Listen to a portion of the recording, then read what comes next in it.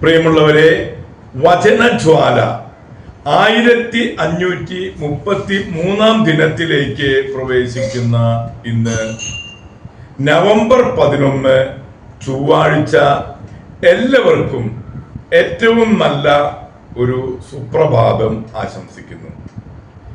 ഇന്ന് മുതൽ നമ്മൾ ഏശയ്യ ആരംഭിക്കുകയാണ്.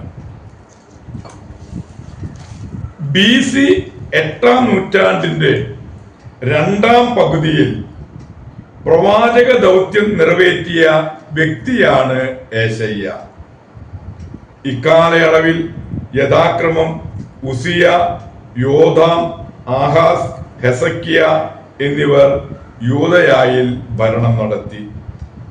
ആദ്യത്തെ 39 അധ്യായങ്ങളിലാണ് ഈ കാലഘട്ടത്തിലെ പ്രവർത്തനങ്ങൾ വിവരിച്ചിരിക്കുന്നത്. തുടർന്നുള്ള അധ്യായങ്ങളുടെ ഉള്ളടക്കവും കാലസൂചനകളും ഗണിക്കുമ്പോൾ അവ ഏശയ്യായുടെ തൂലികയിൽ നിന്ന് വന്നതാകാൻ വിഷമമാണ്.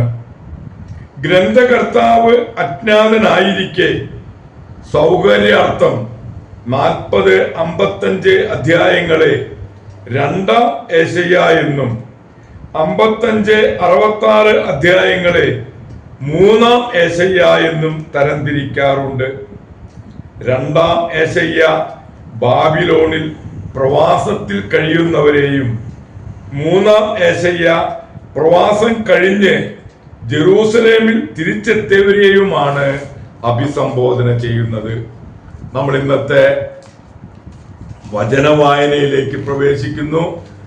ഏശയ്യ 1-ാം അധ്യായം 1 മുതൽ 20 വരെയുള്ള തിരുവാക്യങ്ങളാണ് ഇന്നു നാം ശ്രവിക്കുക. ജനത്തിന്റെ അതിക്രമങ്ങൾ. ആമോസിന്റെ പുത്രനായ ഏശയ്യയ്ക്ക് യൂദാ രാജാക്കന്മാരായ ഉസിയ, യോദോം, ആഹാസ്, ഹെസക്കിയ എന്നിവരുടെ കാലത്ത് യൂദയായെയും ജെറൂസലേമിനെയും കുറിച്ചുണ്ടായ ദർശനം. ആകാശങ്ങളെ ശ്രവിക്കുക, ഭൂതലമേ ശ്രദ്ധിക്കുക. കർത്താവ് അരുളി ചെയ്യുന്നു, ഞാൻ മക്കളെ പോറ്റി വളർത്തി, എന്നാൽ അവ എന്നോട് കലഹിച്ചു. കാള അതിന്റെ ഉടമസ്ഥനെ അറിയുന്നു, കഴുത അതിന്റെ യജമാനന്റെ തൊഴുത്തും. എന്നാൽ ഇസ്രായേൽ ഗ്രഹിക്കുന്നില്ല, എന്റെ ജനം മനസ്സിലാക്കുന്നില്ല. തിന്മ നിറഞ്ഞ രാജ്യം, അനീതിയുടെ ഭാരം വഹിക്കുന്ന ജനം, ദുഷ്കർമ്മികളുടെ സന്തതി, ദുർമാർഗികളായ മക്കൾ.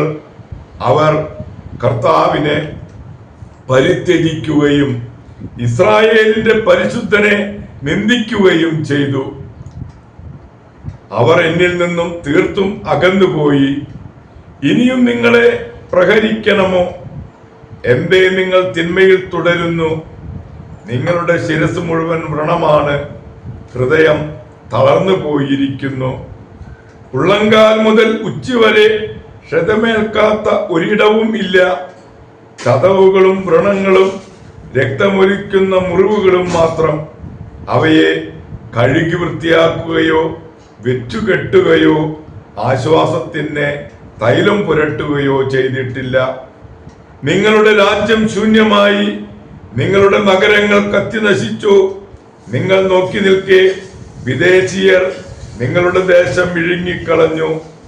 വിദേശികൾ നശിപ്പിച്ചതുപോലെ അത് നിർജ്ജനമായിരിക്കുന്നു.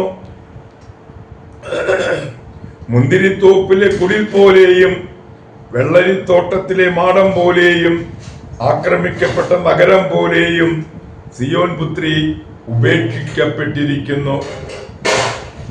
സൈന്യങ്ങളുടെ കർത്താവ് നമ്മിൽ ഏതാനും പേരെ അവശേഷിപ്പിച്ചില്ലായിരുന്നുവെങ്കിൽ നാം സോദോം പോലെ ആയിരുന്നു, ഗൊമോറ പോലെയും ആയിത്തീരുമായിരുന്നു. സോദോമിന്റെ അധിപതികളെ, കർത്താവിന്റെ വചനം ശ്രവിക്കുവിൻ. ഗമോറ ജനമേ, നമ്മുടെ ദൈവത്തിന്റെ പ്രബോധനങ്ങൾ ശ്രദ്ധിക്കുവിൻ. കർത്താവ് അരുളി ചെയ്യുന്നു, നിങ്ങളുടെ നിരവധിയായ ബലികൾ എനിക്കെന്തിനെ? മുട്ടാടുകളെ കൊണ്ടുള്ള ദഹനബലികളും കൊഴുത്ത മൃഗങ്ങളുടെ മേധസ്സും എനിക്ക് മതിയായി. കാളകളുടെയോ ആട്ടിൻകുട്ടികളുടെയോ മുട്ടാടിന്റെയോ രക്തം കൊണ്ട് ഞാൻ പ്രസാദിക്കുകയില്ല. എന്റെ സന്നിധിയിൽ വരാൻ, എന്റെ അങ്കണത്തിൽ കാലുകുത്താൻ ഇവ വേണമെന്ന് ആര് നിങ്ങളോട് പറഞ്ഞു? വ്യർത്ഥമായ കാഴ്ചകൾ ഇനിമേൽ അർപ്പിക്കരുത്. ധൂപം എനിക്ക് മ്ലേച്ഛ വസ്തുവാണ്. നിങ്ങളുടെ അമാവാസിയും സാപത്തും സമ്മേളനങ്ങളും നിങ്ങളുടെ അനീതി നിറഞ്ഞ ഉത്സവങ്ങൾ എനിക്ക് സഹിക്കാനാവില്ല. നിങ്ങളുടെ അമാവാസികളും ഉത്സവങ്ങളും ഞാൻ വെറുക്കുന്നു. അവ എനിക്ക് ഭാരമായിരിക്കുന്നു.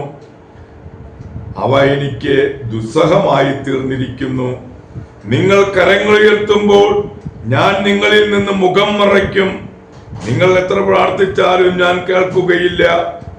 നിങ്ങളുടെ കരങ്ങൾ രക്തപങ്കിലമാണ്. നിങ്ങളെ തന്നെ കഴുകി വൃത്തിയാക്കുവിൻ. നിങ്ങളുടെ ദുഷ്കർമ്മങ്ങൾ എന്റെ സന്നിധിയിൽ നിന്ന് നീക്കിക്കളയുവിൻ. നിങ്ങളുടെ അകൃത്യങ്ങൾ അവസാനിപ്പിക്കുവിൻ. നന്മ പ്രവർത്തിക്കാൻ ശീലിക്കുവിൻ. നീതി അന്വേഷിക്കുവിൻ. മർദ്ദനം അവസാനിപ്പിക്കുവിൻ. അനാഥരോട് നീതി ചെയ്യുവിൻ. വിധവകൾക്ക് വേണ്ടി വാദിക്കുവിൻ. കർത്താവ് അരുളി ചെയ്യുന്നു, വരുവിൻ, നമുക്ക് രമ്യതപ്പെടാം. നിങ്ങളുടെ പാപങ്ങൾ കടുംചുമപ്പാണെങ്കിലും അവ മഞ്ഞുപോലെ വെണ്മയുള്ളതായി തീരും. അവ രക്തവർണ്ണമെങ്കിലും കമ്പിളി പോലെ വെളുക്കും. അനുസരിക്കാൻ സന്നദ്ധരെങ്കിൽ നിങ്ങൾ ഐശ്വര്യം ആസ്വദിക്കും. അനുസരിക്കാതെ ധിക്കാരം തുടർന്നാൽ വാളിനിരയായിത്തീരും. കർത്താവ് അരുളി ചെയ്തിരിക്കുന്നു.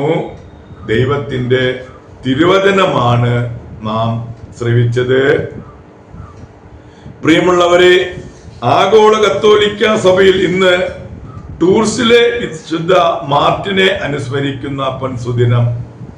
AD 316 ഹംഗറിയിൽ ജനനം, ഇറ്റലിയിൽ വിദ്യാഭ്യാസം. 10 വയസ്സ് മുതൽ പിതാവിന്റെ ഇഷ്ടത്തിന് വിരുദ്ധമായി മതപഠനം ആരംഭിച്ചു.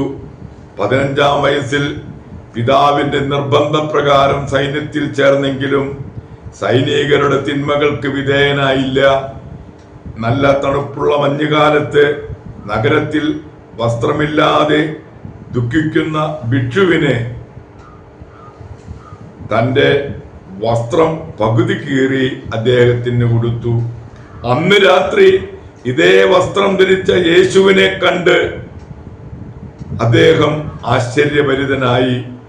18-ാം വയസ്സിൽ ജ്ഞാനസ്നാനം സ്വീകരിച്ചു. 56-ാം വയസ്സിൽ ടൂർസിലെ മെത്രാനായി. പ്രസംഗങ്ങളും അത്ഭുതങ്ങളും വഴി ജനങ്ങളെ മനസ്സ് തിരിച്ചു. പനി പിടിച്ചാണ് മാർട്ടിൻ മരിച്ചത്. രാത്രി പ്രാർത്ഥനയും ചാരത്തിലുള്ള കിടപ്പും പതിവാണ്. ചാരത്തിൽ കിടന്നു തന്നെയാണ് അദ്ദേഹം ഈ ലോകത്തോട് യാത്ര പറഞ്ഞത്. പ്രിയമുള്ളവരെ, വിശുദ്ധ മാർട്ടിന്റെ മാധ്യസ്ഥം യാചിച്ച് ഇന്നത്തെ ഈ നല്ല ദിവസത്തിലേക്ക് നമുക്ക് പ്രവേശിക്കാം. എല്ലാവർക്കും നല്ല ഒരു ചൊവ്വാഴ്ച ദിവസം ആശംസിക്കുന്നു. ദൈവം നമ്മെ ഓരോരുത്തരെയും സമൃദ്ധമായി അനുഗ്രഹിക്കട്ടെ.